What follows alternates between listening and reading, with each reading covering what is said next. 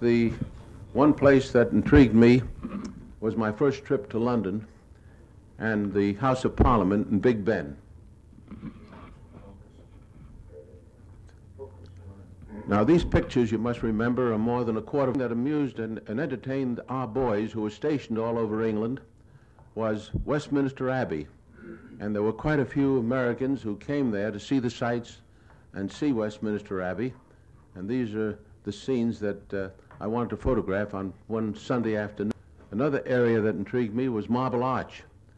The Marble Arch on one Sunday afternoon was full of people. You must remember that London was being bombed almost every night in this particular time. And I was photographing these speakers that were addressing the crowds.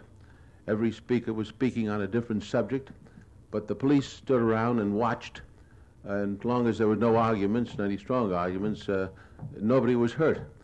And the people in the audience were arguing back with the speakers.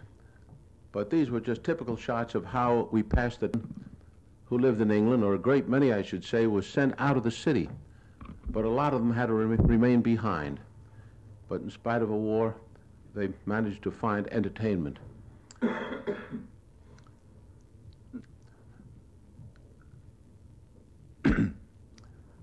I was surprised to see these children drinking out of community drinking cups that were changed to the fountain.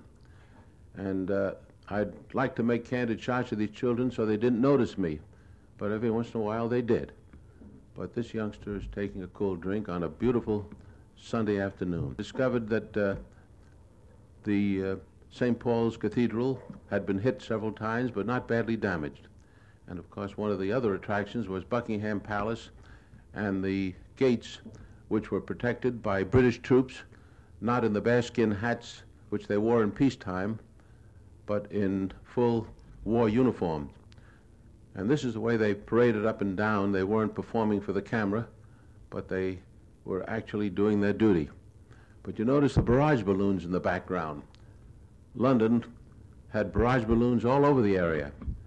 And it was said that if it wasn't for the barrage balloons, with all the equipment that was being brought country, that the islands would sink into the sea, but the barrage balloons, they said, was holding it up. You must remember, too, that food was pretty scarce in London at this time, and it was being brought in they could and being unloaded. But it isn't often you get a bright day like this in the spring in London, and this was an opportunity to show what the soldiers were doing while they were waiting for the invasion. Discovered this Irish policeman guarding the street, and we saw considerable damage in the area.